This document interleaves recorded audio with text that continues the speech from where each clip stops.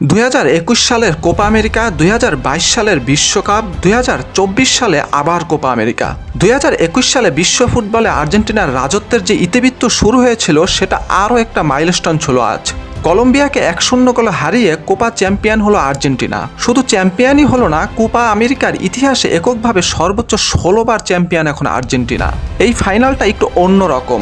অন্যান্য ফাইনাল ম্যাচের চেয়ে এই ম্যাচটা আর্জেন্টিনার ফ্যানদের জন্য একটু আবেগেরই বটে, কারণ আর্জেন্টিনার জার্সিতে এটিই ছিল ডি মারিয়ার শেষ ম্যাচ। কোপা আমেরিকার টুর্নামেন্টে আরেক কিংবদন্তি লিওনেল মেসিরও ছিল এটি শেষ ম্যাচ। তবে এমন আবেগের ফাইনালটিও যে রঙিন করে তুলবেন লাউটারো মার্তিনেজ।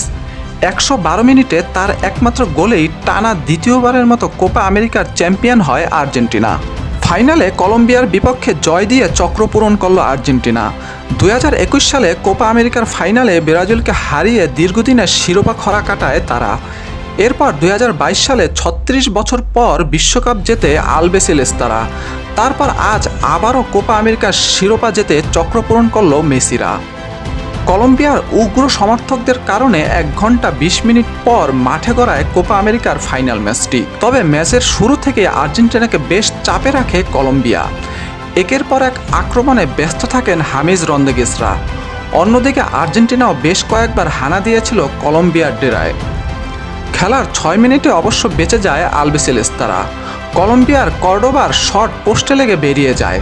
অল্পের জন্য গোল খাওয়া থেকে বেঁচে যায় তারা।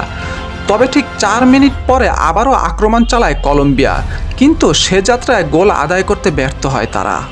ম্যাচের 20 মিনিটে সতীর্থের পাশ থেকে সরাসরি গোল পোস্টে শট নিয়েছিলেন মেসি। তবে এ যাত্রায় কলম্বিয়াকে বাঁচিয়ে দেন তাদের গোলরক্ষক। তার 5 মিনিট পর লিসান্ড্রোকে আঘাত করে হলুদ কার্ড দেখেন কর্ডোবা। 43 মিনিটে বল নিয়ে এগোচ্ছিলেন তাগলিয়াফিকো। বক্সের কাছাকাছি জায়গায় তাকে বাজেভাবে ট্যাকেল করায় ফ্রি কিক পায় আর্জেন্টিনা।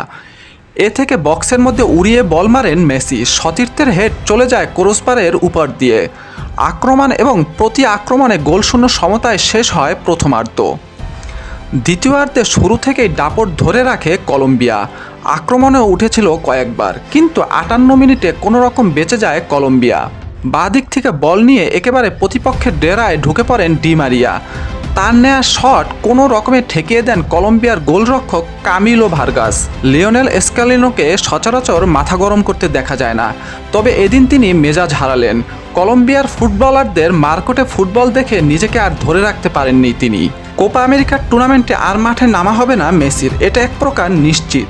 চোট পেয়ে যখন মাঠ ছাড়ছিলেন তখন নিশ্চয়ই এই কথাটা মনে পড়ছিল তার।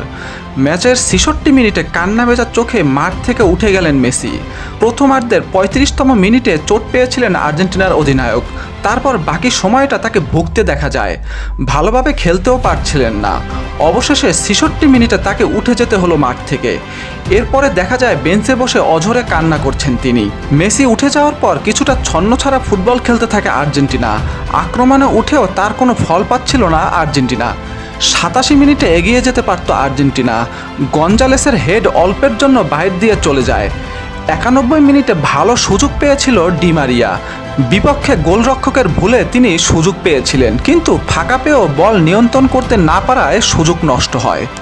নির্ধারিত 90 মিনিটেও শেষ হয় গোলশূন্য সমতায়। ফলে ম্যাচ গড়ায় অতিরিক্ত সময়ে। টুর্নামেন্টের নকআউট ম্যাচগুলোতে এই নিয়ম ছিল না। খেলার 90 মিনিট সমতায় শেষ হলে সরাসরি টাইব্রেকার দেওয়া হতো। তবে ফাইনাল ম্যাচে সে নিয়ম নেই। খেলার 90 মিনিট শেষে সমতা থাকলে আরও 30 মিনিট খেলা হবে, যার জন্য এই ম্যাচ গড়ায় অতিরিক্ত 30 মিনিটে।